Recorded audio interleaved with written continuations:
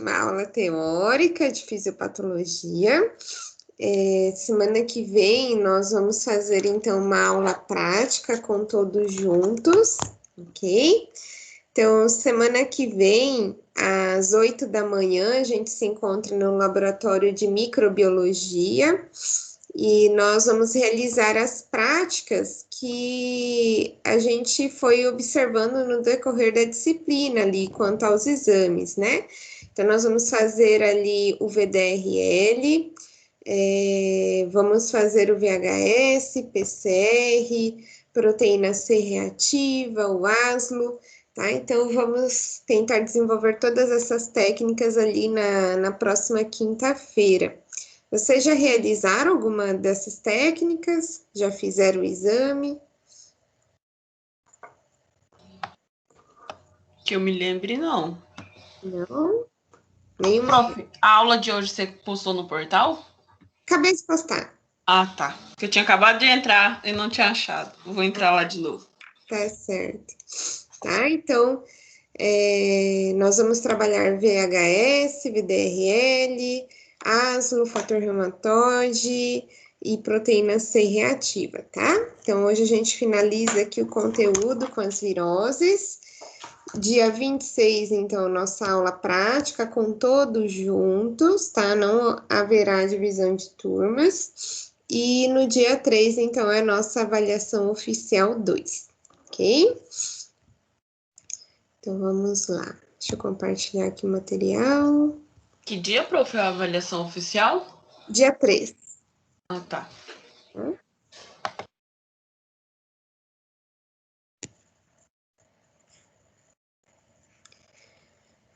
Lembrando que a participação na aula prática também vale parte da pontuação da avaliação parcial 2, tá bom? Então, a presença de vocês também vai contar alguns pontinhos ali para parcial.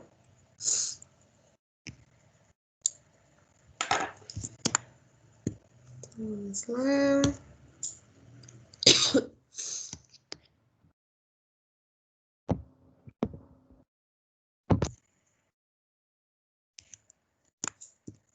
Ok, conseguem visualizar?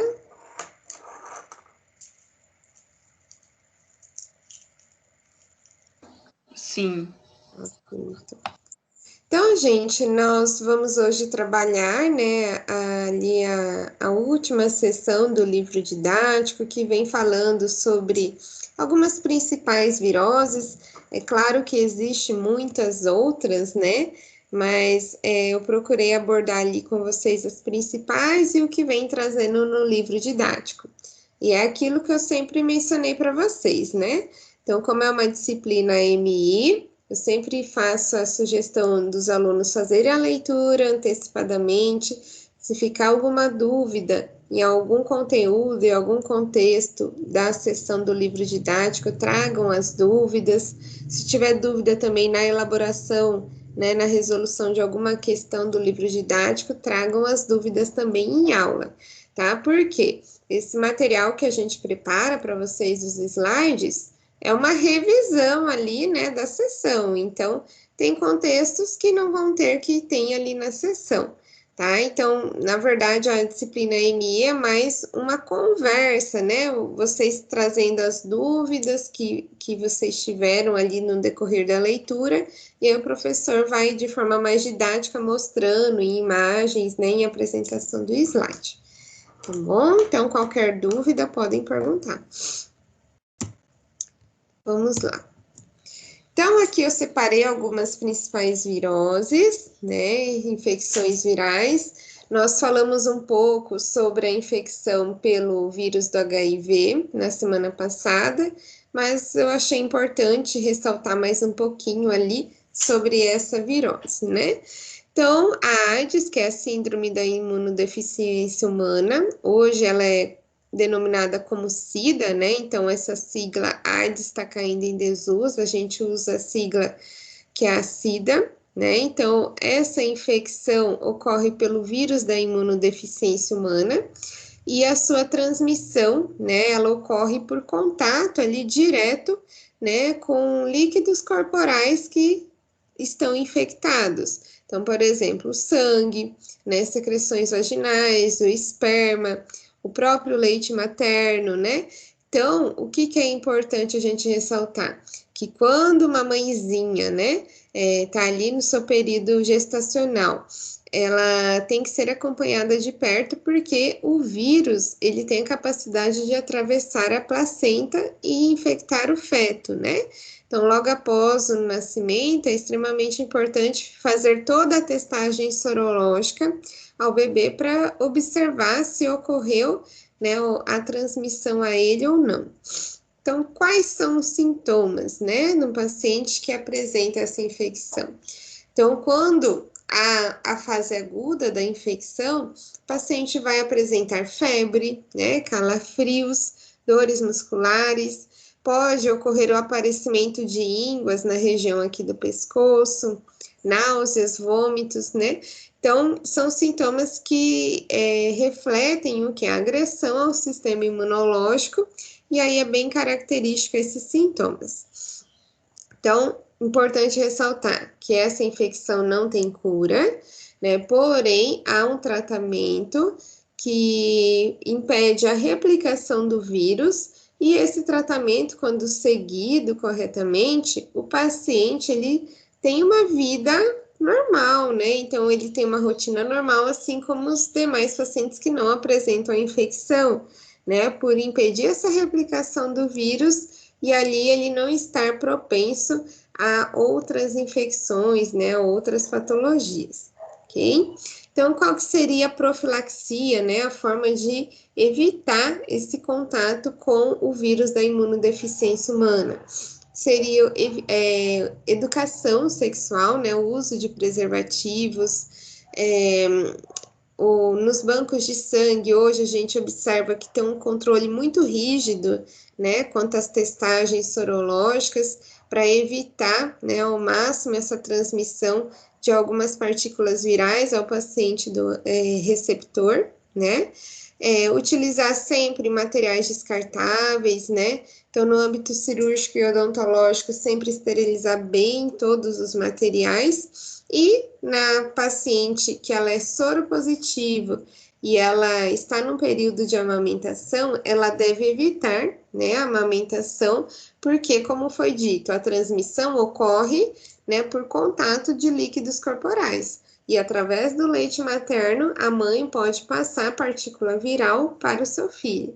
Tá? Então, esses cuidados devem ser tomados para evitar a infecção. Então, o que o vírus faz, né, para que ocorra a sua replicação, né, e que surja, então, a doença ao paciente? Então, como foi dito semana passada, o vírus do HIV, ele tem afinidade por infectar os linfócitos TCD4, né, que são os linfócitos T auxiliares, e ali vai impedir o mecanismo de defesa inicial do organismo desse paciente, né? Esses linfócitos são aqueles linfócitos responsáveis pelo alerta do sistema imunológico.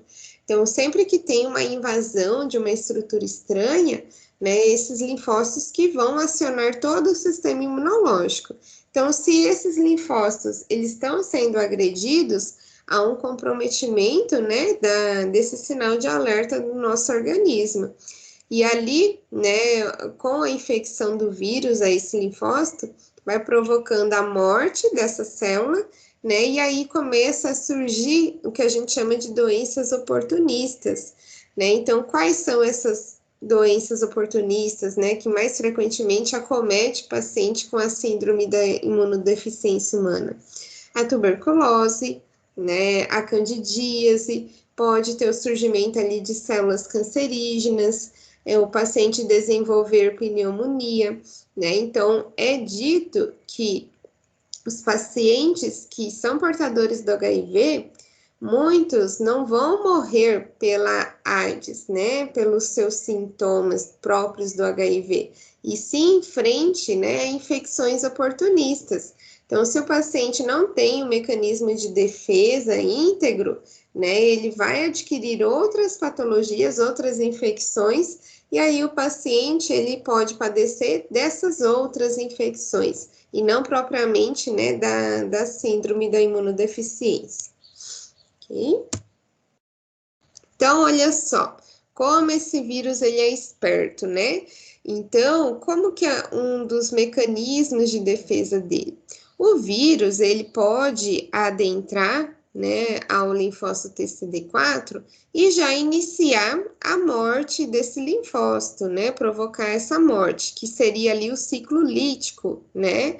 Então, o sistema de reprodução inicial do vírus do HIV é pelo ciclo lítico de reprodução, em que resulta na morte da célula.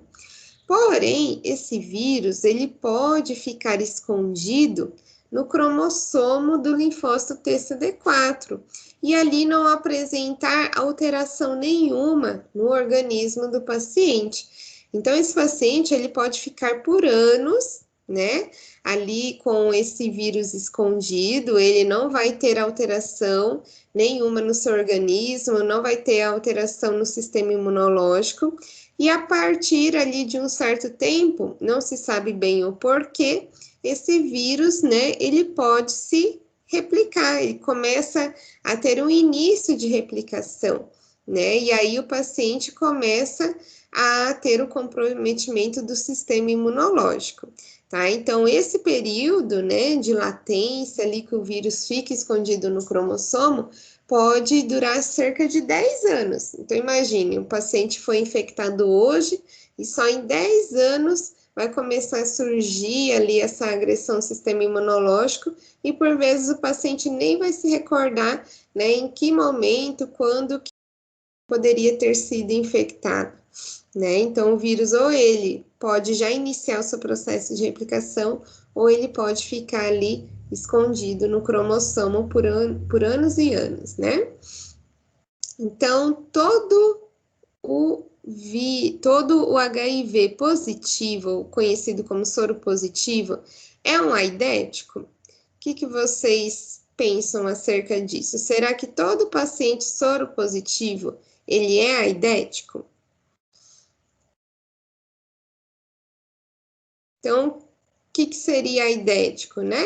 Seria o quê? Quando o paciente, né, a pessoa, ela porta o vírus, mas ali não desenvolve, né, os sintomas da AIDS, né? Então, o vírus, ele fica ali latente, né, passa pelo ciclo ali lisogênico, ele vai se replicando, mas não a morte celular, né? E ali mesmo assim, mesmo não tendo sintomas, o paciente ele é considerado soro positivo, tá? Então, o que significa soro positivo? É que o paciente está portando o vírus, né, no seu sistema imunológico. Há uma infecção das células, né? Porém, o paciente não apresenta sintomas, tá? Então, esse é o significado do termo aidético, tá? Então, o paciente soro positivo, ele pode ser sim aidético, né? Então, ele pode não desenvolver os sintomas, né? Então, o que vem representando isso é quando o vírus fica no seu período de latência, né? Então, a gente agrega isso ao ciclo de reprodução do tipo lisogênico. Ok? Tudo bem até aqui? Mas ele no ciclo lisogênico, ele está se replicando, então. Sim, pode ir. Eu achava que ele, quando ele está nessa latência, ele não tinha replicação, ele ia estar ali, em algum momento ele ia começar.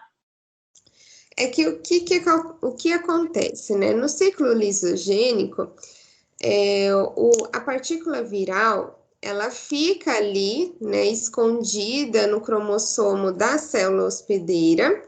E o que acontece com a célula hospedeira? Normalmente ela vai se multiplicando, né, para ter um processo regenerativo celular, né? Então as células vão morrendo, precisa outras serem produzidas para ficar no lugar daquelas que morreram. E aí, nesse processo de multiplicação celular, vai junto ali a partícula viral, né? Então, como eu disse para vocês, Verdade. Isso, o vírus do HIV, ele é um retrovírus, né? Então, o seu material genético, que é as duas fitas de RNA, quando é injetado na célula hospedeira, a enzima transcriptase reversa, né, transforma o RNA do vírus em DNA, permitindo, então, que esse material modificado se integre à célula hospedeira. Então, é uma forma dele ficar ali escondido, né, no interior do linfócito TCD4. Então, nessa fase ali do ciclo lisogênico, o paciente não vai ter sintomas. O que vai ocorrer? A disseminação do vírus, mas pela própria multiplicação da célula hospedeira, né? Então, o vírus fica ali escondidinho, mas ele está se disseminando. O paciente, ele é soro positivo, ele porta o vírus, né? Então, quando sai do ciclo lisogênico, lembra que na imagem, em um dado período, né, não se sabe o motivo ao certo, aquele material genético do vírus pode se desprender do material genético do paciente e ali do ciclo lisogênico passar para o ciclo lítico. E aí é onde começa a ter a destruição da célula, que é o linfócito TCD4. Agora ficou mais claro? Sim, prof. Obrigada. Nada. Ok. Então, é um vírus danado, né? Ele consegue dar um jeitinho para tudo ali, para ele manter a sua replicação, né? Então, aqui é só uma imagem, né? Para a gente ter uma noção, né? Do quanto é comum, né? Essa infecção pelo vírus do HIV. Na América Latina, há cerca de 1.600.000 pacientes infectados. A gente observa que a região, né, que predomina mais pacientes infectados é a África subsaariana, né? Então é muito comum a infecção pela AIDS, né, na África, e aí a gente tem a distribuição para os demais países ali, as demais regiões do mundo.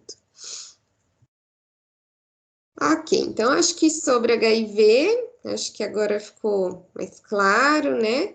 Ficou alguma dúvida, algo que vocês queiram perguntar do HIV? Qualquer coisa, só sinalizar. Então, vamos para a dengue, né? Então, muito se fala sobre a dengue, né? Então, a dengue é um vírus, né? Que ele é transmitido pela picada, né? Do mosquito fêmea, do Aedes aegypti, né? Então, a transmissão se dá essencialmente pelo mosquito, diferente de outras viroses, que é por contato, de secreções, né?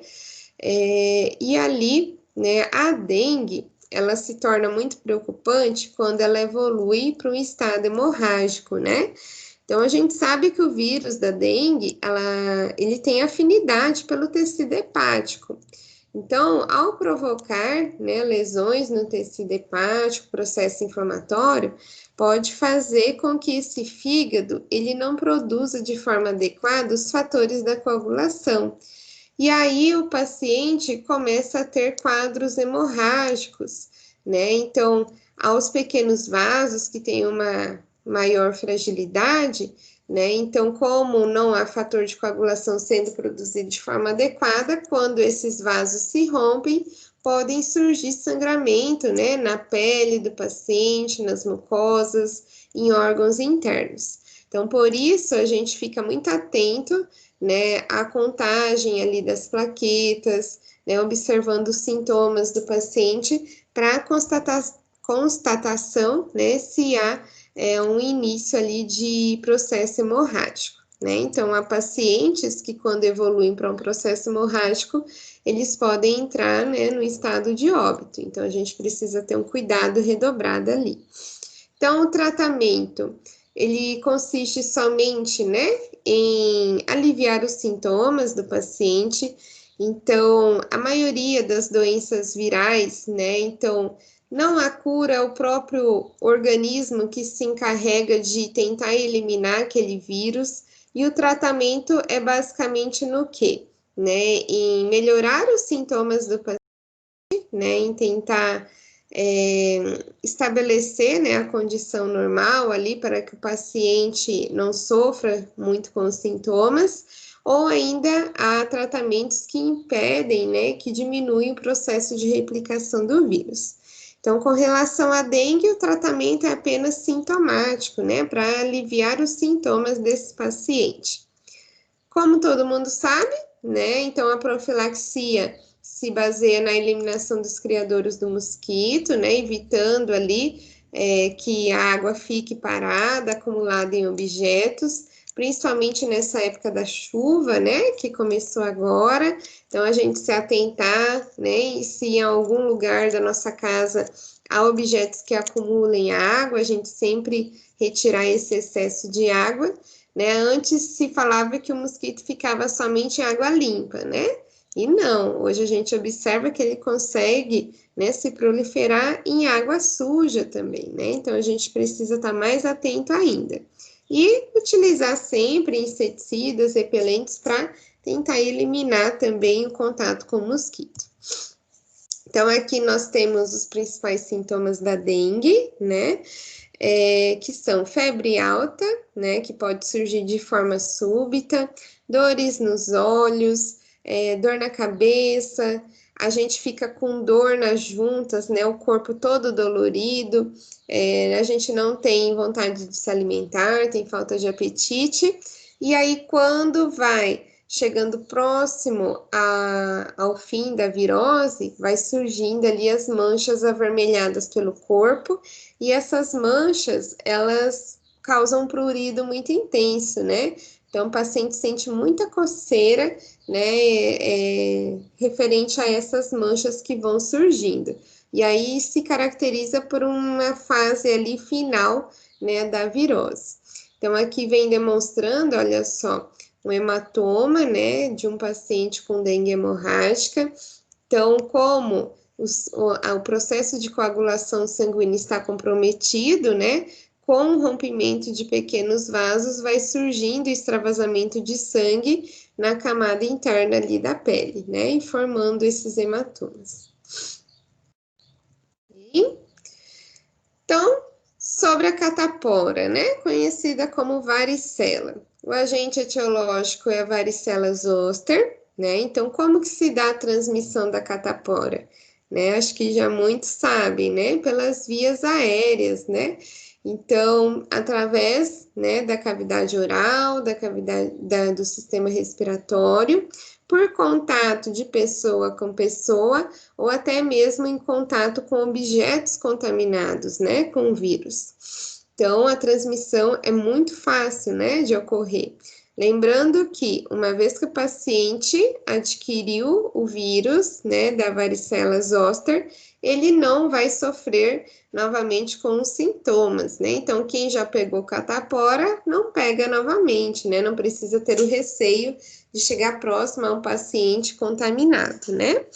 Então, quais são os sintomas? Lesões na pele, né? Essas lesões, elas tendem a formar também um aspecto bolhoso, e aí ao a gente coçar essas lesões bolhosas, elas se rompem e vai causando ardor, ardência, né, a pele do paciente, e ali, com o passar dos dias, né, essas lesões vão desaparecendo, e ali é o que a gente observa, o próprio organismo se encarrega, né, de combater a replicação do vírus, e aí vai cessando os sintomas do paciente. Mas uma vez com esse vírus sempre vai estar ali presente no nosso organismo, né? Então, a gente apresenta o vírus ali de forma latente no nosso corpo. Em crianças, né, a gente conhece essa infecção viral como catapora ou varicela, e no adulto conhecido como cobreiro, né? Então, muitos falam, passou uma aranhinha, né? E aí ficou esse aspecto ali de vesículas bolhosas. E muito importante ressaltar, já ouviram falar sobre o herpes zoster? O que seria o herpes zoster? É o vírus modificado da catapora. Isso. Então, o herpes zoster vai acometer pacientes ali, né, em torno de 40 anos ou mais. E o que que acontece? Como a gente viu, o vírus da catapora, uma vez que a gente pega ele, né, ele para sua replicação, que cessa os sintomas ali da infecção viral, porém ele permanece ali latente no nosso organismo. Em um dado momento, né, ali na fase adulta, pode ser que ele seja ativado novamente, porém, ele vai ter uma pequena modificação, né, quanto ao seu processo infeccioso. E ali vai surgir o que a gente chama de herpes zoster, né? Então, tem nada a ver com o vírus do herpes, né? Então, é o vírus da catapora modificado que ele passa a ser ativado na fase adulta. E aí é comum o paciente apresentar essas lesões bolhosas, né, principalmente na região ali do tórax, né, na região abdominal, nos membros superiores e inferiores. E também, né, é altamente ali contagioso, né? Então, o paciente entrando em contato com objetos, né, ou em contato direto com outras pessoas pode transmitir a infecção. Prof. Sim? E no caso, quem nunca teve a catapora e tem a herpes zoster? Bom, o que que acontece? O paciente teve catapora, só não teve os sintomas, né? Então, não tem como você ter a herpes zoster se nunca teve a catapora. Então, o paciente teve o contato com o vírus, porém aconteceu, né, do vírus permanecer ali latente, não ocorreu o processo lítico, né, o processo de reprodução lítico, não teve os sintomas, e ali, em um dado momento na fase adulta, ele se ativou, né, e aí surgiu a Porque varicela zoster. lá em casa ninguém nunca pegou catapora. Nem meu pai, nem minha mãe, nem meus irmãos, né? E aí eu tenho a herpes zoster e atinge sempre no joelho quando a minha imunidade cai. Uhum. Daí eu fiquei meio É, sem entender, né? Já que eu nunca tive, assim. sim. O que pode ter acontecido, você teve contato com o vírus, mas você não desenvolveu sintomas, né? Então, o vírus está ali, só que ele não se manifestou de forma sintomática, né? Então, quando a gente fala sobre herpes zoster, é o vírus da varicela zoster, né, que foi ativado na fase adulta. Mas não significa que, né, para a gente portar o vírus, sempre a gente precisa apresentar os sintomas. É que na maioria das vezes apresenta, né? Mas você teve contato com o vírus e ele não se manifestou de forma clínica. Ah, sim. Pelo menos uma coisa boa, né? Eles, né, você não sofreu ali com as lesões. Eu tenho marquinha de catapora em tudo que é lugar. Então, Ai, meu Deus, é assim mesmo. Então, como eu disse, né, o tratamento, não há um tratamento que elimine o vírus, né, o tratamento é apenas sintomático, né, e a profilaxia é a vacinação na infância, né, e evitar o contato de pessoas ali contaminadas, um contato direto. Então, aqui são imagens representando, né, a condição clínica ali do paciente com catapora. Então, é formada essas lesões, né, pustulosas aqui. Então, quando há o rompimento, né, dessas lesões, significa o quê? Ali está repleto de partícula viral, quando essa bolinha estoura, dissemina mais partícula viral, né, para o organismo do paciente. E aí essa lesão ela vai se manifestando por todo o corpo, ok? Então ela tem que ser cessada ali com o passar dos dias, né? O nosso organismo vai trabalhando em defesa, né, para combater essa replicação do vírus. Ok, sarampo, vamos lá. Então, é provocado por um vírus também, a sua transmissão se dá pelas vias aéreas, tanto da cavidade oral quanto do sistema respiratório. Também a transmissão se dá por contato de pessoa com pessoa ou por objetos contaminados pelo vírus. E os principais sintomas são febre alta, tosse seca e pode aparecer também, né, manchas avermelhadas pelo corpo. Só que são manchas, né, não são lesões ali pustulosas, né, não tem ali a formação de feridas, somente as manchas mesmo.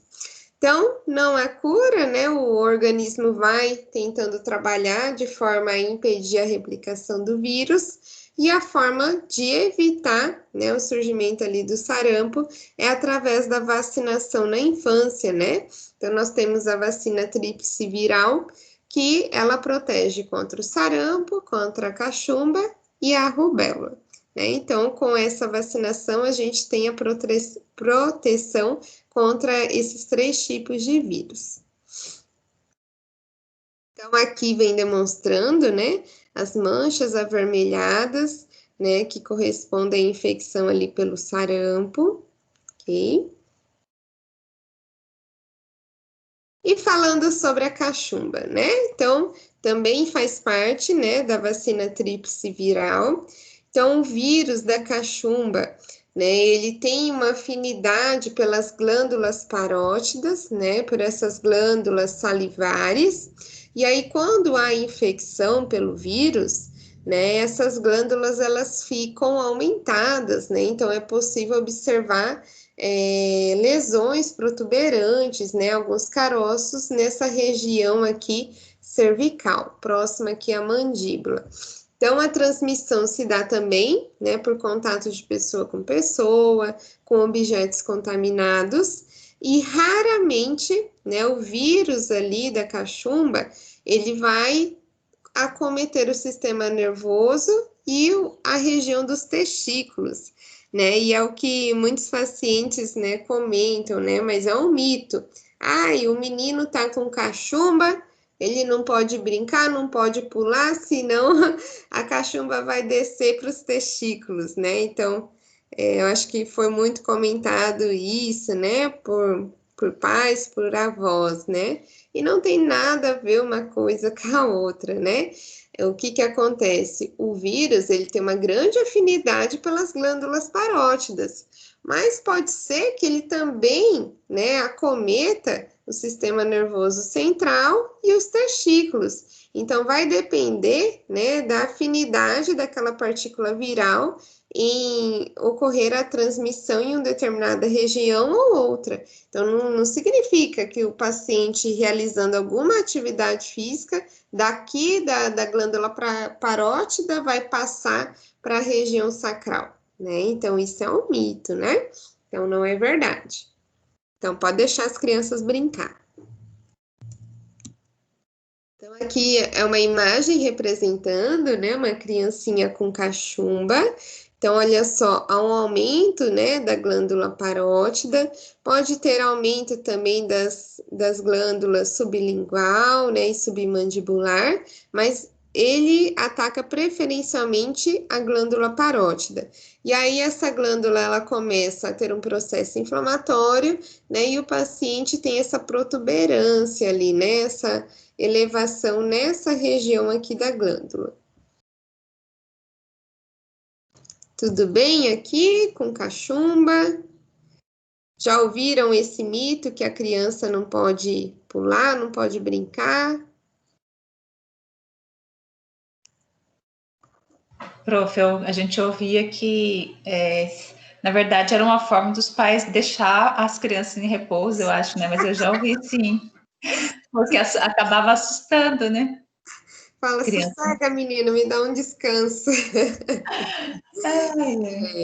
Mas não é verdade, tá? É só um mito ali, às vezes uma estratégia dos pais e dos avós, né? De conter a criança. É igual o homem do saco, né? Então é um mito. Então vamos lá. Outra infecção viral, o herpes, né? Então nós temos o herpes bucal e nós temos também o herpes genital. Então vamos observar a diferença ali de cada um. Então, o herpes bucal é o herpes simples do tipo 1, né? Então, a sua transmissão se dá por contato direto, também com pessoa por pessoa, contato com objetos contaminados. E ali, o que o paciente vai apresentar como sintomas, né? Então, a própria denominação se diz herpes bucal. Então, vai acometer essa região, né, da cavidade oral. E quando o paciente tem uma queda do sistema imunológico, tem uma alta carga de estresse, né, ou por alterações hormonais, né, ou mesmo quando ele é exposto de forma excessiva à radiação solar, começa então a formação de bolhas na região da cavidade oral, e aí daquelas bolhas o paciente sente uma coceirinha, né, um prurido, e aí ele vai e coça aquela bolha, ela se rompe, quando se rompe, dissemina a partícula viral ali próxima à região, e aí começa a formar feridas, começa a disseminar essas lesões bolhosas por toda a cavidade oral do paciente. Né? Então, é uma infecção que hoje já é extremamente comum, né? Então, o simples fato de compartilhar um copo, de compartilhar talheres, uma mulher emprestar um batom para outra, né? Então, esses diversos objetos contaminados podem estar ali, né, transmitindo o vírus do herpes, né? E aí o paciente se contaminar. Pode ser que ele se contaminou, né, por seu sistema imunológico estar ali atuante de forma íntegra, o paciente não tem os sintomas e só em um dado momento pode surgir essas lesões, né, bolhosas ali na cavidade oral, tá? Então, uma vez que o paciente entra em contato com o vírus do herpes, ele jamais vai conseguir eliminar esse vírus do seu organismo. Então, é realmente um tratamento de controle, né? Então, surgiu a formação bolhosa, então há tratamentos à base de pomadas, de comprimido, por exemplo, o aciclovir, né? Ele impede a replicação do vírus do herpes, né? Então, aí impede com que o paciente tenha a formação, né, dessas bolhas e dessas feridas. Então, o paciente, por toda a vida, ele vai ficar cuidando, né, tratando para que essas lesões não surjam ali, tá? Então, quando o paciente está com a lesão visível, é onde tem o maior risco de transmissão. Mas não precisa ter a lesão visível para que ele contamine outra pessoa ou objetos. O que acontece? Quando há lesão, quando há ferida, a transmissão ocorre, né, de forma mais acentuada. Mas mesmo sem tendo lesão, o paciente também pode transmitir, ok? Então, a profilaxia, né? Então, evitar ali compartilhamento, né, de utensílios, de uso em comum a outras pessoas. Então, rodinha de tereré, chimarrão, narguile, né? É um ótimo meio ali de vinculação, né, de viroses, né, de herpes, de diversas doenças infecto-contagiosas, né? Então, tomar muito cuidado, né? Então, essas infecções não tem rostinhos bonitos, né? Então, qualquer pessoa pode estar portando o vírus, e por isso que é muito comum, né, na população mundial, cerca de 90% de toda a população no mundo provavelmente está portando vírus herpes simples tipo 1, né, por uma transmissão ser muito fácil, né? Nós temos exemplos, né, dessas formações bolhosas. Então, começa com essas bolinhas, ao coçar, né, essas bolhas se rompem e podem formar feridas, né, na cavidade oral do paciente. E aqui sobre o herpes genital, tá? Então, é um outro tipo de vírus, herpes simples do tipo 2. Então, tipo 2 acomete a região genital, tanto da mulher quanto do homem. Então, a transmissão aqui já é diferente, é por contato sexual, tá? Então, há também a formação, né, de lesões bolhosas, que podem estar ali na região do pênis e na região mais externa ali da vagina. Então, também há esse prurido, essa coceira, então o paciente vai coçar, vai romper essa lesão bolhosa, e aí vai surgir, né, algumas feridas ali na região. Então, os sintomas principais são a coceira, a dor, pode ter ardência no local também, e dependendo onde a lesão estar, o paciente ter dificuldade ao urinar. Tá? Então, o tratamento também é a base, né, de pomadas e comprimidos, principalmente ali o aciclovir, que é muito utilizado, e a forma de evitar, né, o contato com esse vírus é ali a abstinência sexual, principalmente nesse período em que há lesão exposta, né? Então, quando o paciente está com a lesão, é importante ele evitar o ato sexual, né, para não disseminar a partícula viral ao parceiro, e sempre utilizar preservativos, né, para evitar a transmissão. Então, aqui são imagens, né, mostrando, né, as formações bolhosas, né, após o rompimento tende a formar ali feridas ao local, né, então fica nessa região ali do pênis, e na mulher na porção mais externa ali da vagina. Eu tenho uma conhecida, prof, hoje ela tem 2 filhos. Quando ela foi ter o primeiro filho na semana do parto, ela apareceu a lesão, né? Uhum. Aí o médico fez a cesárea. Aí agora ela teve o segundo filho e aí ela não teve nada, né? Ela fez o parto normal. E aí fez o acompanhamento, né? Fez os exames das crianças, tudo para ver. O médico disse que tá tudo ok. Mas na primeira, assim, acho que foi 2, 3 dias antes dela do parto, ela apresentou a lesão. Aí decidiu pela cesárea na hora ali, porque na verdade adiantou um pouco o parto também. Uhum. Quando tem a lesão evidente, aí o parto precisa ser cesariana, né? Porque o bebê passando ali em contato com a lesão, vai ocorrer a transmissão para o bebê, né? Então aí tem que ser evitado o parto normal e ali escolher a cesariana. E ali, igual aconteceu, a primeira gestação ela apresentou lesão, a segunda não. Isso vai depender do estado imunológico dela, né? Então, na primeira gestação teve uma queda do sistema imunológico, né? Dias antes ali do parto, e na segunda já não ocorreu, né? Mas não significa que o vírus não estava mais ali, né? Ele estava, porém o sistema imunológico, né, conseguiu impedir a replicação do vírus, tá? Então, vai depender muito do estado imunológico do paciente. Isso mesmo. Uhum. Então, aqui, falando um pouquinho sobre HPV, né? Então, a gente já trabalhou bastante na nossa disciplina ali de citopatologia, falei bastante sobre HPV para vocês, mas só recordando, né? Então, também é uma infecção viral transmitida pelo papiloma vírus humano. A transmissão se dá por contato sexual, né?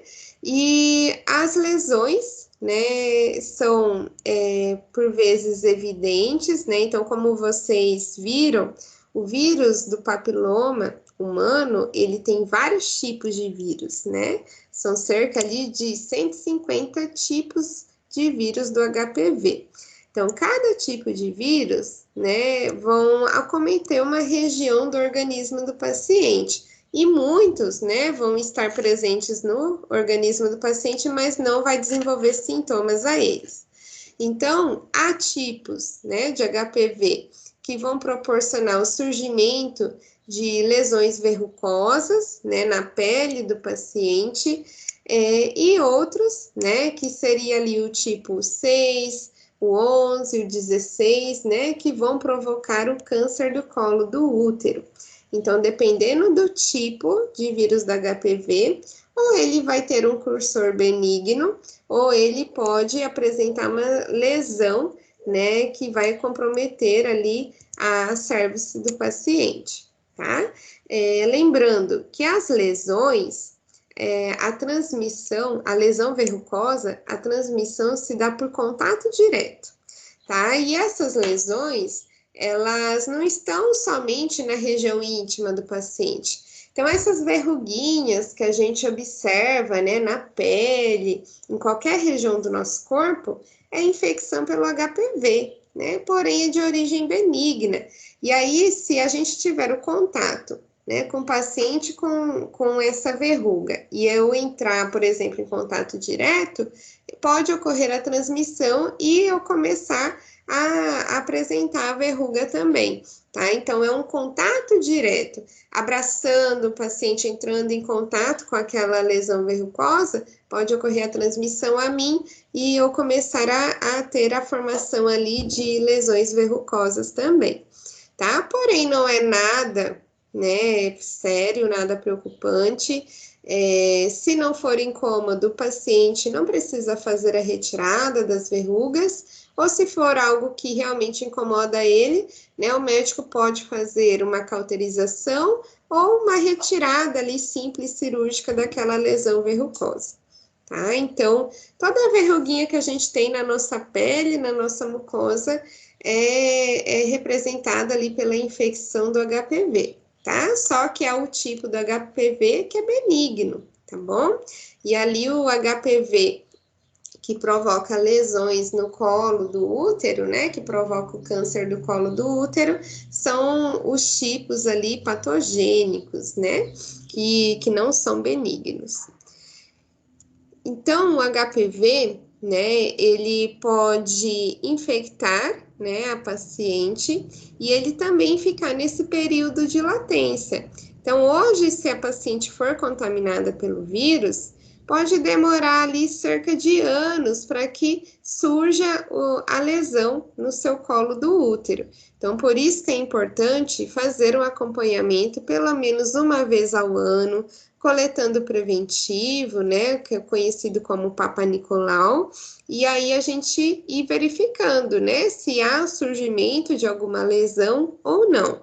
Porque sempre que a gente identifica a lesão no seu início, né, o tratamento, ele se torna muito eficaz, né, então fazendo a retirada daquela pequena lesão, né, a paciente não vai ter complicações maiores. Agora, aquela paciente que nunca frequenta, né, o consultório, que não faz exames e que fica por anos com aquela lesão, pode chegar a um estado em que precisa retirar o útero, né, as glândulas anexas, ou ainda há pacientes que, né, falecem pela infecção ali do HPV, né, pelo câncer do colo do útero, por não ter esse acompanhamento e não ser tratada, tá? Então, a gente observa ainda, né, mortes pelo câncer do colo do útero, ok?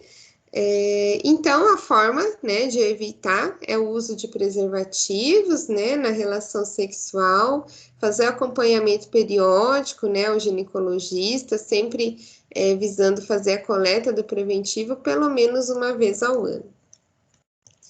E aqui, né, claro que são, né, fotos ali, né, com uma infecção, né, mais intensa, né, então formas verrucosas mais intensas ali a paciente, mas ela pode surgir também como uma pequena estrutura verrucosa circular, né, e ali vai depender do grau de infecção, né, do vírus, ao tamanho da lesão verrucosa. E o HPV, né, patogênico, ele vai provocar lesões no colo do útero da paciente, né? Então, essas lesões são visíveis, olha só, né? Então, há uma alteração no aspecto do colo, e aí, né, o ginecologista vai fazer a coleta, né, dessa lesão ou uma biópsia, né? E ali é feita a detecção, então, do vírus. Tudo bem com HPV? Ficou alguma dúvida? Tranquilo até aqui? Vamos lá. Vamos falar, então, um pouquinho sobre as hepatites virais, né? Então, o termo hepatite significa o quê? Uma inflamação no tecido hepático. Essa inflamação pode se dar por uso de medicamentos, pode se dar por uso de algumas drogas, pode ocorrer ali uma disfunção qualquer que gere um processo inflamatório no fígado. E aqui nós temos a hepatite viral, né? Então, são vírus que têm afinidade ali pelo tecido hepático e que vão provocar, né, um processo inflamatório intenso a esse órgão. Então, vamos trabalhar de tipos virais para cada um de forma particular. Então, aqui nós temos o vírus da hepatite A, tá? Então, o vírus da hepatite a sua transmissão se dá pela ingestão da água contaminada e de alimentos que contém ali o vírus.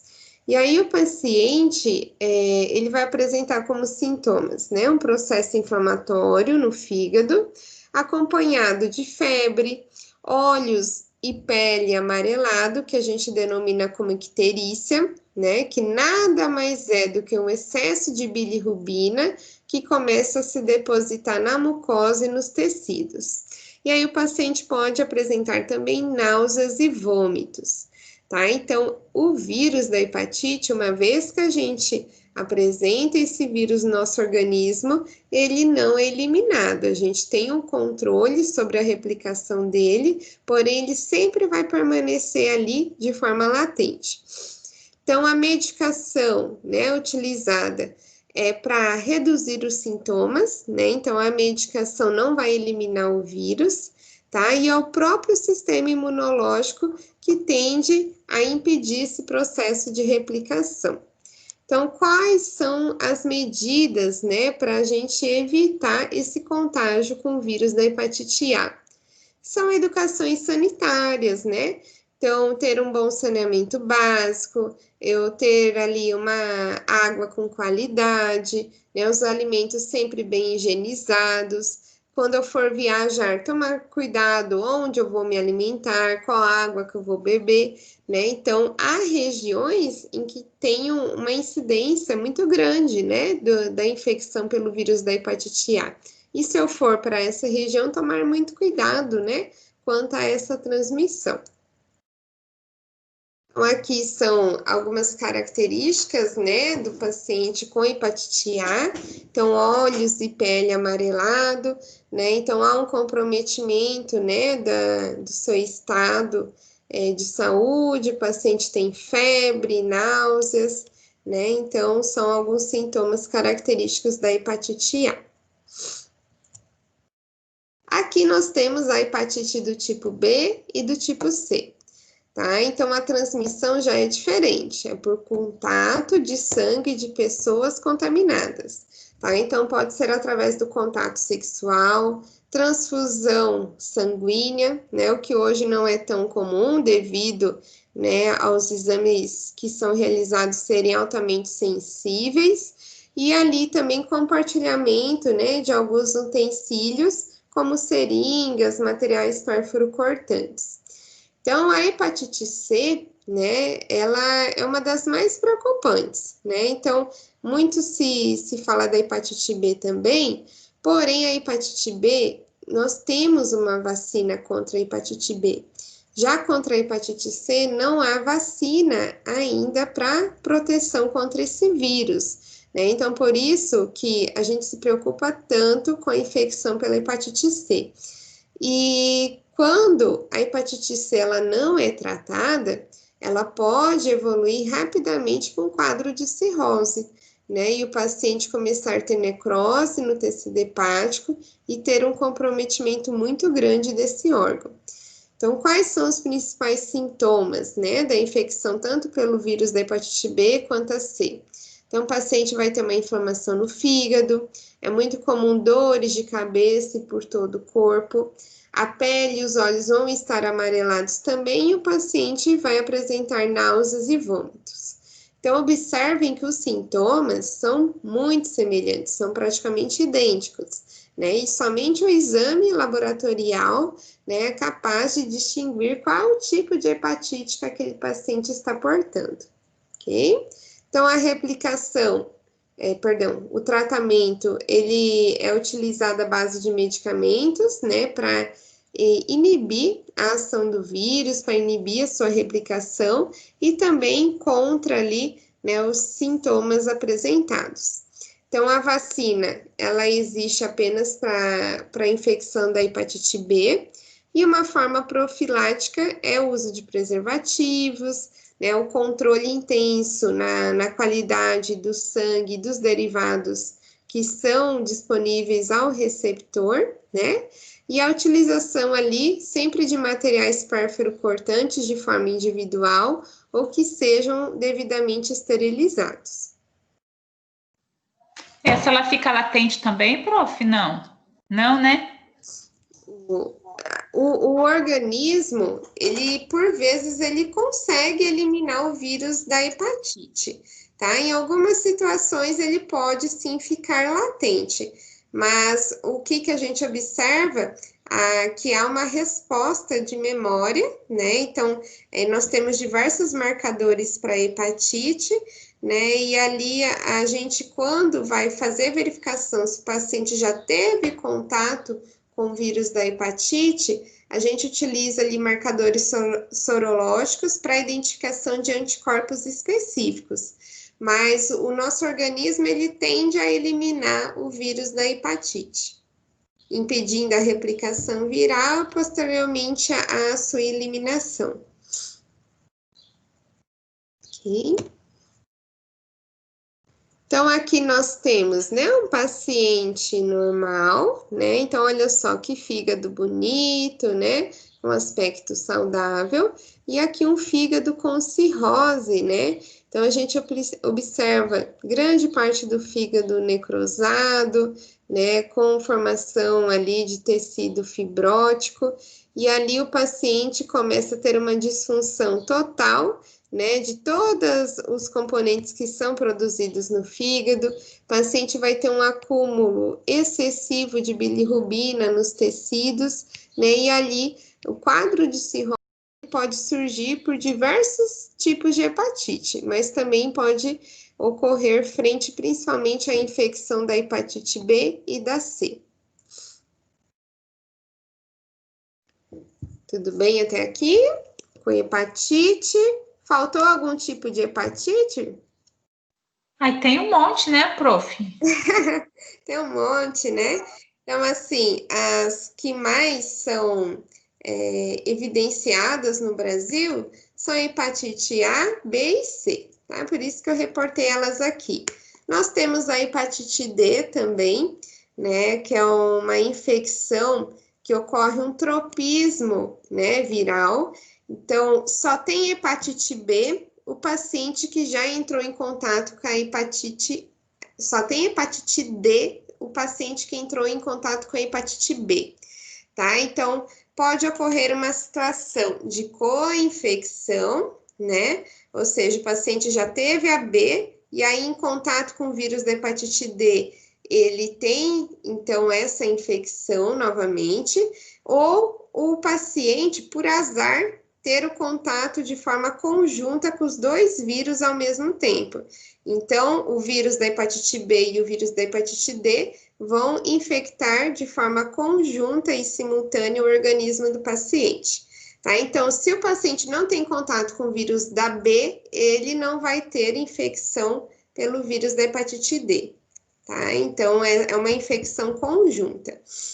Já a infecção pelo vírus da hepatite E, ela se dá, né, por transmissão também, por alimentos e água contaminada, porém não é evidenciada essa infecção no Brasil, né? É comum observar a infecção pelo vírus da hepatite E, por exemplo, na África, né? Então, há casos lá, né, desse tipo de infecção. E ainda a infecção pelo vírus da hepatite G, né? Então, na literatura nem é relatado, né, ainda, porque foi descoberto esse tipo de vírus em 1995, né? Então, é considerado, assim, uma descoberta recente ainda, né? Então, não se sabe muito sobre o processo de infecção pelo vírus da hepatite G, tá? Porém, sabe-se que a transmissão ocorre por contato direto também com o sangue, tá? Então, o mecanismo de transmissão, né, ainda está sendo elucidado. Então, por isso que não vem trazendo ali nas literaturas. Ok? Então, vários tipos, né? E aqui nós temos a poliomielite, né? Então, a poliomielite é considerada ali o vírus da paralisia infantil, né? Então, ela foi erradicada no Brasil desde 1989, né? Com o surgimento ali da vacina que é a Sabin e Salk. E a transmissão, né, se dá pela ingestão de água e alimentos contaminados, também pode ocorrer ali por contato direto com pessoa para pessoa. E os sintomas são quais, né? Então, o vírus, ele tende a agredir o sistema nervoso do paciente, e ali com essa agressão pode levar a uma multiplicação do vírus no sistema nervoso central, que vai então proporcionar uma destruição nos neurônios motores e que pode fazer com que o paciente tenha ali um quadro de paralisia dos membros, né? Então, é o chamado de paralisia infantil, né? Começa a surgir esses sintomas ainda na infância. E ali não tem um tratamento específico, tá? Geralmente a gente não consegue reverter, né, essa agressão do vírus no sistema nervoso, e por isso é muito importante a vacinação, né? Então, uma vez vacinado, o paciente não corre o risco, né, de ter essa infecção viral. Então, aqui vem representando, né, a vacina se dá pela famosa gotinha, né, então não é feito por aplicação injetável, né, é a administração oral da gotinha, e ali algumas demonstrações, né, de crianças com paralisia infantil. O vírus, então, ele vai acometer o sistema nervoso, atingindo, né, os neurônios que são responsáveis pela transmissão, né, dos movimentos, e ali causar, né, malformação no membro e paralisia. Ok? Poliomielite, tudo certo? Então, vamos falar sobre a rubéola agora um pouquinho, né? Observem que eu tô fazendo uma pincelada, né, falando sobre os principais pontos ali de cada virose, tá? Então, se ficar alguma dúvida, algo que eu não tenha falado, podem perguntar. Então, sobre a rubéola, né? Então, o vírus da rubéola, ele é transmitido, né, por contato direto de pessoa com pessoa, né, o contato direto também com objetos contaminados, que são denominados como fomites, né? Então, fomite é um material contaminado que outra pessoa entrar em contato com ele, ela pode se contaminar também. Então, os sintomas do paciente com rubéola, né? Então, tem o surgimento de manchas avermelhadas pela pele. Então, esse vírus, ele é muito preocupante em pacientes gestantes, né? Por quê?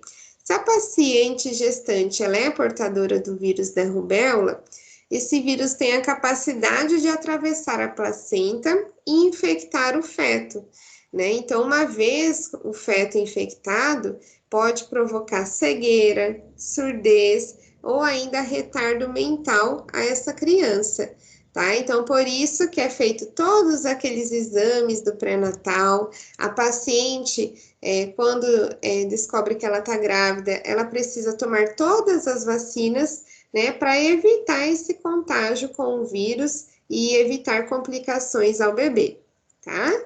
Então, a profilaxia, a forma, né, de evitar a contaminação é através da vacinação, que é a tríplice viral, né, e ali esse acompanhamento, né, de forma acentuada no pré-natal em pacientes grávidas, tá? Então, é importante a cada paciente obter ali o seu calendário vacinal em dia, né, principalmente mulheres em idade fértil, né, porque a gravidez, às vezes, ela pode ser planejada ou às vezes não, né? Então, a paciente deve estar sempre com o seu calendário vacinal em dia.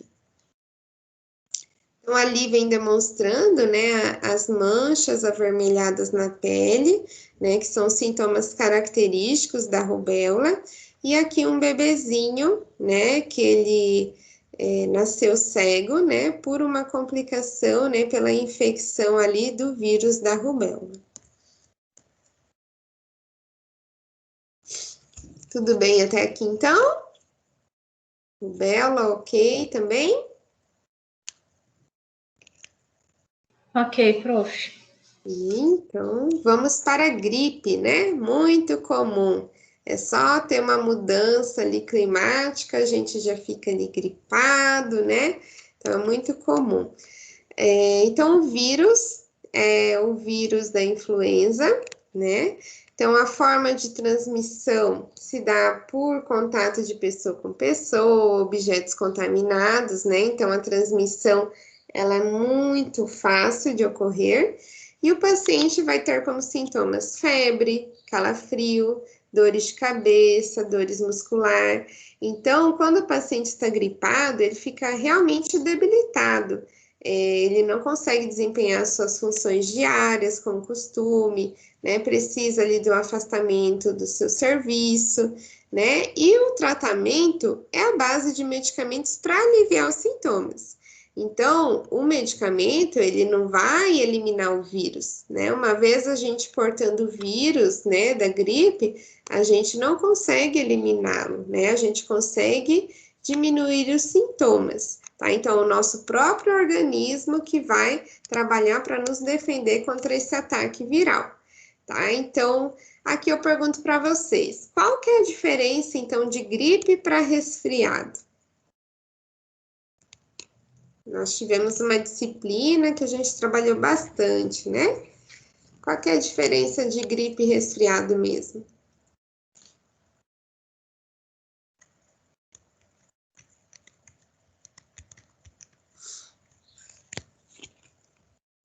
Resfriado, a principal diferença é que ele é mais leve do que a gripe, né, prof? Isso, né? Também é transmitido, né, por vírus, o resfriado, porém o resfriado tem sintomas mais brandos, né? O paciente ele não fica debilitado assim, né? O paciente pode ter alguns picos febris, mas são bem discretos, não tende a perdurar por muito tempo, não tem ali dores musculares, é difícil ter dor de cabeça. Então, o sintoma que ele vai apresentar são o quê? Espirros, né, coriza, porém ele consegue desempenhar suas atividades diárias normalmente, tá? Então, o resfriado ele tende a perdurar ali por 3, 4 dias, né, com sintomas bem leves. Já a gripe debilita o paciente e tende a perdurar ali por 7 dias, né, um período mais prolongado, e aí o paciente sofre mais com os sintomas, tá? Então, ambos são transmitidos por partícula viral, porém vai depender da partícula viral que foi acometido o paciente, né? Então, é dessa forma que a gente difere ali de gripe e resfriado. Então, a forma de evitar, né, a infecção pelo vírus influenza é o contato ali de pessoas contaminadas, né? Então, evitar permanecer por muito tempo em ambientes fechados, em que, né, pode ter ali a propagação do vírus. Então, a gente sempre estar em ambientes em que há circulação de ar, né? E ali, né, sempre realizar a vacinação, né? Então, a vacina, né, do vírus da influenza, uma vez ao ano, é importante a gente se vacinar, ok? Para evitar ali a gripe de forma mais intensa. Então, aqui finalizamos, né? O semestre está acabando, estamos chegando à reta final. Eu espero ter colaborado ali com as principais viroses. Se vocês tiverem alguma dúvida sobre alguma outra virose, pode estar perguntando também.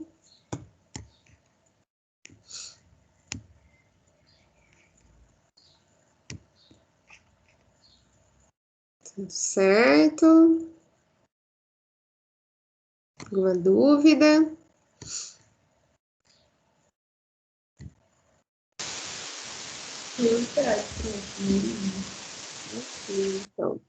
Então, gente, finalizamos hoje. Peço que vocês realizem as atividades do portal. Elas ajudam bastante a gente rever o conteúdo, a estudar ali. Se tiver alguma dúvida, podem me mandar mensagem, tirar essas dúvidas. E eu vou computando a pontuação, então, de vocês no portal, assim que a gente finalizar a aula prática, semana que vem, eu fiz o lançamento das notas parciais de vocês, e aí no dia 3 a nossa avaliação oficial 2. Dia 7 é a nossa segunda chamada, quem precisar de segunda chamada, e dia 10, PF, tá? Espero que ninguém precisem, já passem todos ali direto, ok? Então, alguma pergunta? Atividade do portal é do livro, prof? Isso, vocês podem realizar também a atividade do livro, né, para auxiliar no estudo de vocês. Depois eu vou disponibilizar as respostas das atividades do livro didático também no portal, através de um apêndice. E vocês, realizando a atividade do portal, confere pontuação no portal para vocês, né, para ajudar a acumular pontos, e também, né, auxilia ali no estudo, né, da disciplina, para vocês fazerem uma revisão ali para a prova. Então, é que eu não tenho portal, né, dessa matéria aí. Ah, é verdade. Mas, assim, pode ir realizando as atividades do final ali de cada sessão. Vou disponibilizar as respostas de cada atividade. Se ficar alguma dúvida, você pode estar me perguntando também. Ok. Tá bom? Então, gente, por hoje é só, tá? Agradeço a atenção de vocês. Lembrando que na próxima quarta-feira nós vamos fazer o estágio, vocês iam estar sendo liberados, porém, como assim, a gente vê a necessidade de vocês pegarem bem ali como realizar cada principal teste, né, da área laboratorial, para que vocês não saiam ali com dúvidas, né, quanto aos principais exames ali, a gente vai reforçar, tá, esse conteúdo com vocês, e aí a gente se encontra na próxima quarta-feira no estágio, eu e a professora Estela. Tudo bem? Ok, prof. Obrigada, gente, pela atenção. Até semana que vem. Até, bom fim de semana, bom feriado, né? Igualmente, obrigada. Tchau, tchau. Tchau, prof.